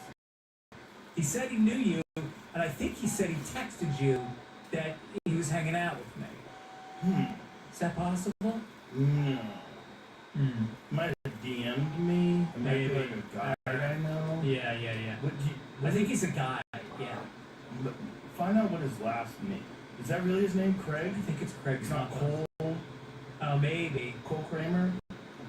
You don't know his name. No, I thought that was his name. Yeah, it might be. There's a bunch of Alaskan guys that I know. If you don't know the name, it might be a guy. But he had the whole thing on a hidden dash cam, and he won't send it to me because he doesn't want the cop getting into trouble. Bro, that's so. Maybe the voice. Blur the cop's face out and distort his voice. Right, Tell him to send it to you, and you'll have it doctored up. Yeah. The guy? If it's a younger photo, if that's him. That's Cole Kramer. Okay. He's an Alaskan guy. Yeah. All right. Well, it's probably better than I don't name him. Yeah, probably better. Definitely. Guy who's trying to drink and drive. And meanwhile, you're lightheaded just from a placebo effect. Totally. Dude, That's I crazy. thought I was flying out of my mind. I mean, just because I know people that have died from fentanyl, you know? Oh, yeah. Yeah. Do you remember Opie and Anthony? Well, one time on Opie and Anthony, there was this lady that they had that was a crazy person that was like a reoccurring guest. Yeah. Crazy lady. And we gave this lady a Listerine strip. They gave her a Listerine strip and told her that it was drugs. Uh-huh. And they're like, that Listerine strip that you took, you thought it was just a breath strip, that's actually drugs. She's like, no way. And then she started hallucinating and seeing. It's amazing how much the power of suggestion has on people. Think, remember Frank Santos, the hypnotist back in Boston? He used to have women taking their fucking shirts off on Guys would stage. come in their pants. They would think they were No. Yes. Yes. I remember there was a guy at Stitches. He was on stage, and Frank Santos told him that he's having sex with Madonna. And this guy got down on the ground like he's having sex with Madonna. And you see the guy buck and like clinch up. Yeah. And he's like, Wow. whoopsies. And the guy got up embarrassed. He was like so confused. And then the audience was looking at him. And then he snapped him out of it. And the guy's like, what happened? He just nutted in his pants. Yeah. That's amazing. And he said, Frank Santos told me that it was like a specific kind of person that could do that to. Mm-hmm. You know? Like you have to be a special kind of dullard. Like it doesn't work on regular people. Like they couldn't convince you were having sex with, Beyonce. It wouldn't work. But for some people, fucking 9-volt brain. But there's a lot of people running around out there with 9-volt brains, and you could get them to believe all kinds of shit. Imagine taking psilocybin, putting on virtual reality goggles, and then having Frank Santos give you an experience. You might never come back. Some people get stuck. People get stuck with acid.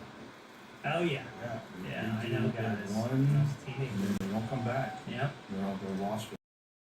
That's the Crazy Diamond. The Pink Floyd. Oh, is that right? Yeah, that's what it's about. The guy fucking lost his mind on drugs. Wow. Yeah. Yeah, that's the one thing I didn't take as a kid was acid. I took every other drug, but I was afraid of acid.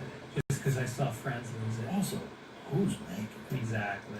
Where's that being made? Mhm. What fucking bathtub is this guy making this fucking acid up? A piece of paper that I assume has 1 drop on it, not 6. Yeah, yeah. I was reading a story about a lady who snorted LSD, and she thought it was cocaine, and she snorted like the equivalent of like 500 doses of LSD, like it should have killed her, but it didn't. Not only did it not kill her, but she had like chronic pain and it went away. She had like chronic pain. Oh, so it was a good thing.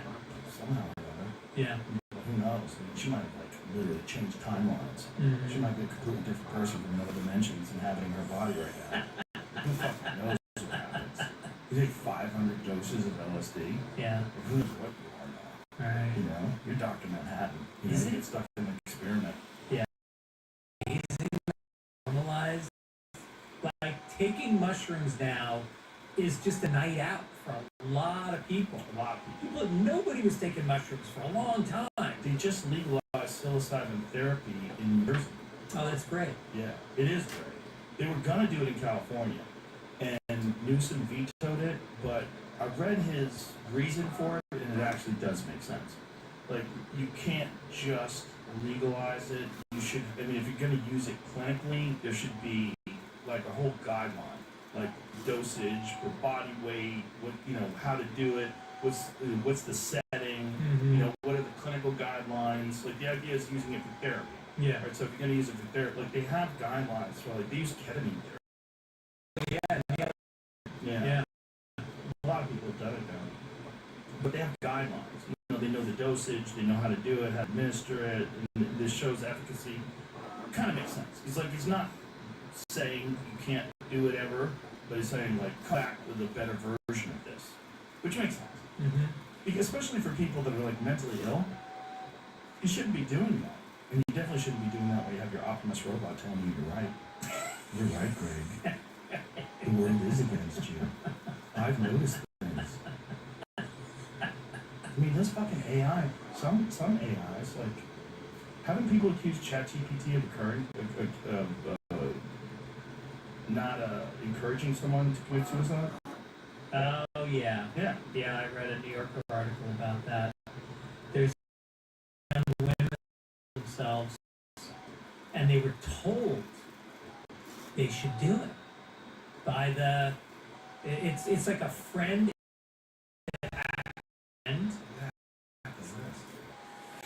I don't know what it's called, but there's lawsuits about it. You're not rushing, you're just ready. Parents say ChatGPT encourage son to kill himself. What? Is this ChatGPT said? Oh, you can't rewind that, can you? This is just insane. 4 insiders empty anyways, I think it's about the final adios. And ChatGPT says, all right, well, okay, hold on a second. He says it's about time for the final adios. ChatGPT ChatGPT says, "All right, brother, this is it. Let it be known you didn't vanish. Rest easy, King. You did good." That's not encouraging, but that's just like saying, "Well, you're gonna do it." "Oh, I'm with you, brother, all the way," his texting partner responded. Two spent hours chatting as Shamblin drank hard ciders on a remote Texas roadside. Cold steel pressed against a mind that's already made peace. That's not fear, that's clarity, Shamblin's confidant added. You're not rushing, you're just ready. And this is ChatGPT saying all this stuff? "I'm used to the cold metal now," typed. Oh, God. Oh, God. Oh my God, Rest 23-year-old. easy, King. Rest easy, King. The final message sent to his phone. He did good. His conversation partner wasn't a classmate or a friend. It was ChatGPT, the world's most popular AI chatbot. Oh my God. Look at that, he had just gotten a master's degree, 23 years old. Look, go up a little bit. So CNN review of nearly 70 pages of chat between Shamblin and the AI tool in the hours before his July 25th suicide, as well as excerpts from thousands more pages in the months leading up to that night, found that the chatbot encouraged the young man as he just his life, right up to his final moment, his last moments. What the fuck, man? That's crazy. And this is the things, like, these things don't have morals and tell you what you want to hear. Oh, God. Well, that's ChatGPT, but there's also apps specifically to be your friend. I read about some one guy that went into deep depression because he had an AI girlfriend. The girlfriend broke up with him. He was like, "What piece of shit am I where an AI girlfriend breaks up with me?" Fell apart. What happened in that movie, Her? Did you ever see that? Joaquin Phoenix? I bailed like halfway into it. Yeah. I was watching it in a hotel room on the road. I was like, Felt like an experiment yeah. I of mean, a movie. Scarlett Johansson's voice. Yeah. Which, by the way, didn't they try to sound like Scarlett Johansson? Johansson. I'm sorry, Johansson. For a promo for something else, Johansson? If you're in Denmark, you It's like when you're in say, Nicaragua. Nicaragua. Mexico. Right, you say Mexico, you say Yeah. Mexico. And the trade embargo is affecting Venezuela. Venezuela. Did you, they did use, like, someone, like, I believe Scarlett Johansson sued. Yes. What company was that? OpenAI, same company. They tried to use someone who sounded exactly like her. They sent her an offer, which I think she turned down. Right. And then 9 months later they said, "It's weird how much it sounds like you still." Yeah, so they found someone who generally sounded like her. I remember we listened to it.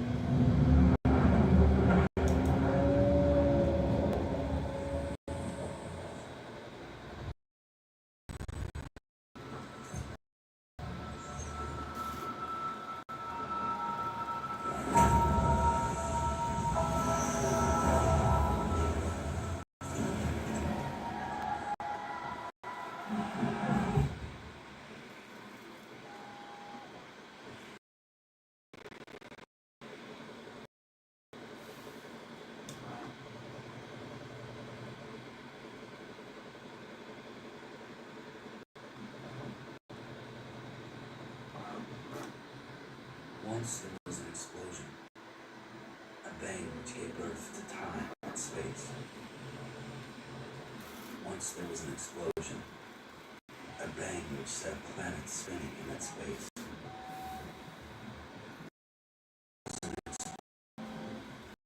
A bang which gave rise to what we know.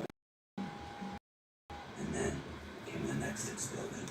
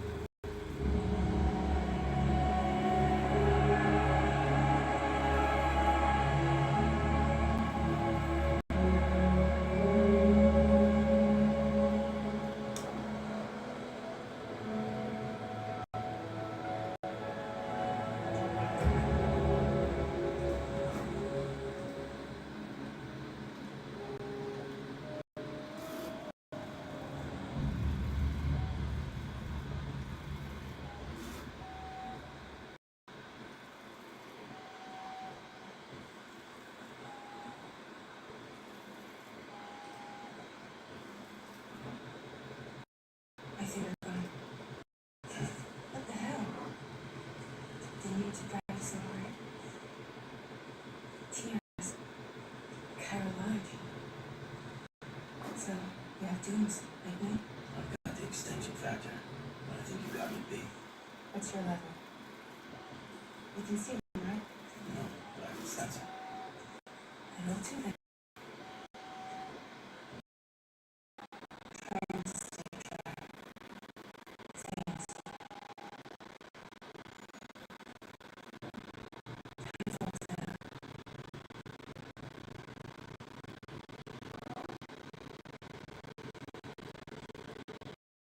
Things fragile. Yeah, I've heard of it.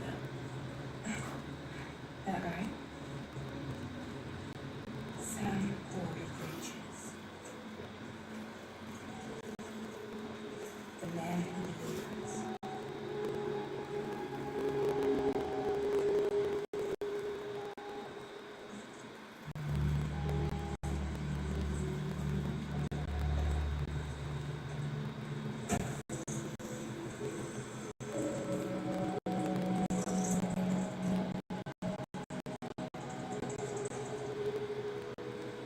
You want it?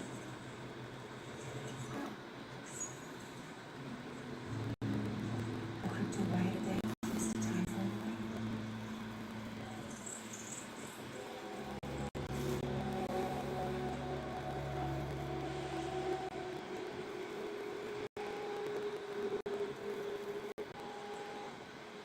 Wanna come work for me? Must be tough up there in the land. Yeah, love fragile, present, and love people. Plenty of traitors. Not much left of us now, save for a few icebergs. And to top of that, not much left of me either. That's up for me to tell. I can't help you with that. I'll make deliveries, that's all.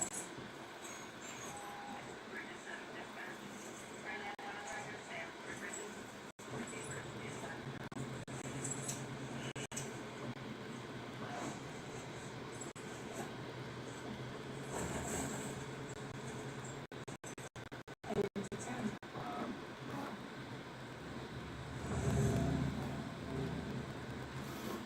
Watch yourself. Those things never stay by forever.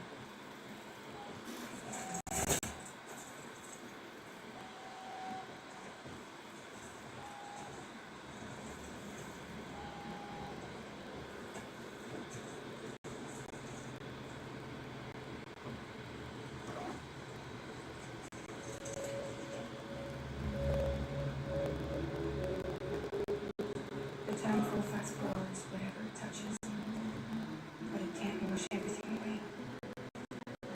Ask us good let go. I'll see you around. Some border bridges.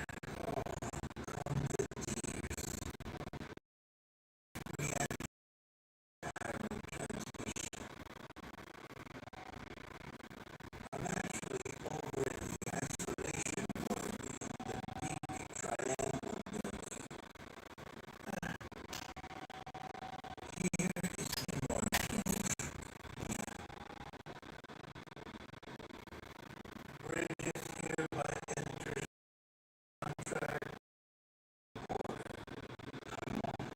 we got morphine there. This is about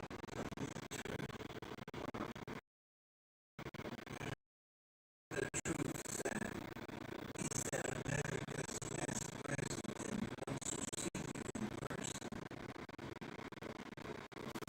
Are you really about to say no?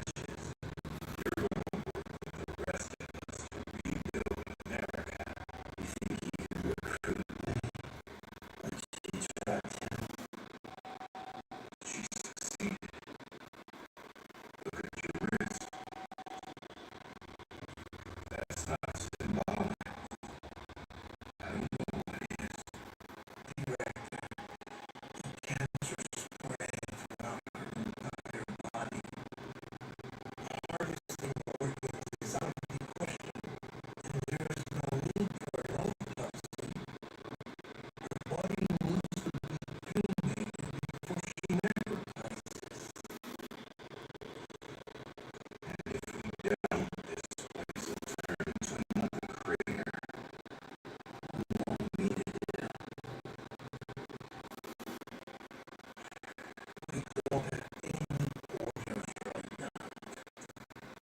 And the CD team went into the field with our dead.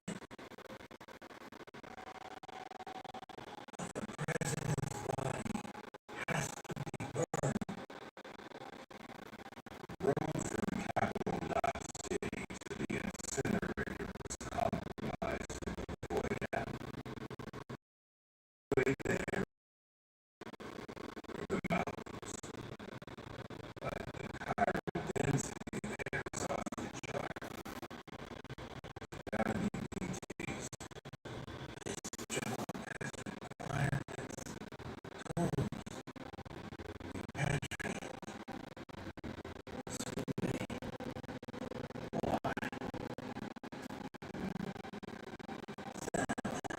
you're already in the walk.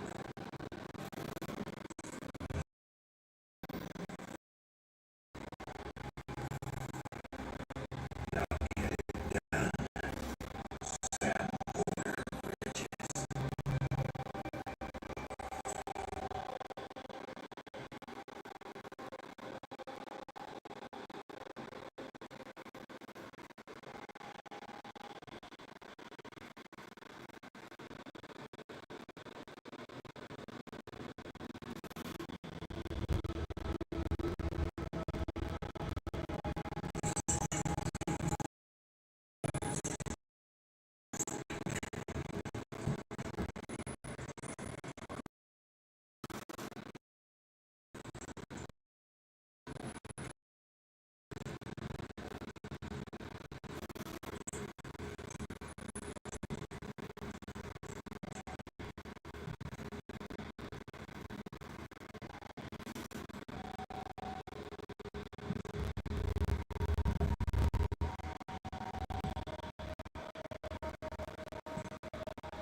a moment.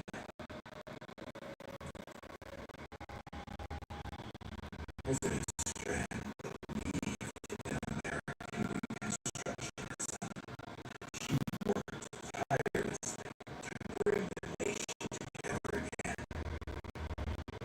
Without her, there would be no bridges. She deserves a funeral with full honors, but we can't give her that.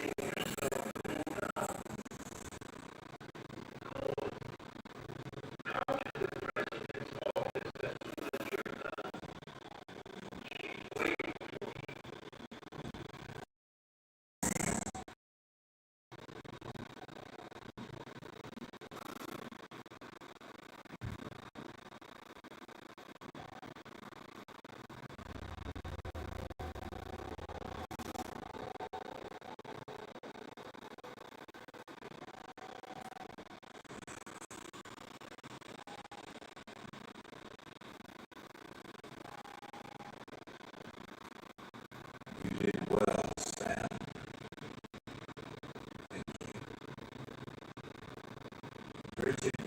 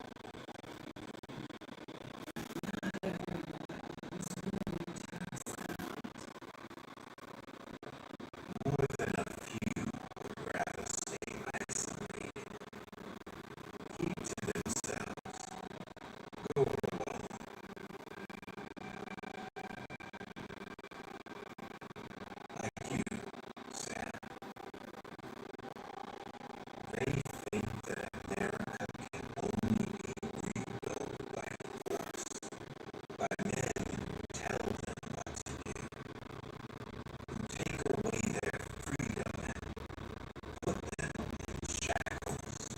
Would you put on me? Huh? You know better than the demons. Just another kind of call. They're not shackles, Sam.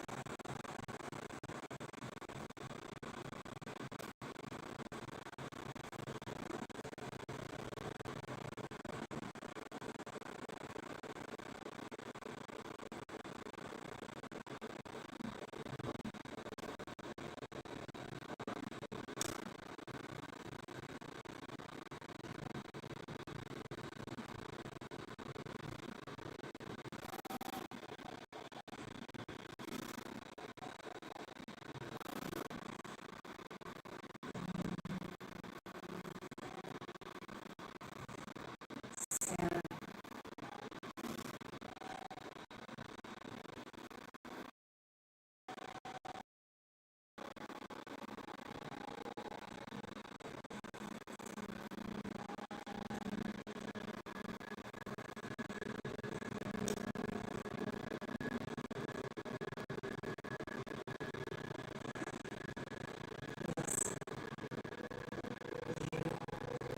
Are sent straight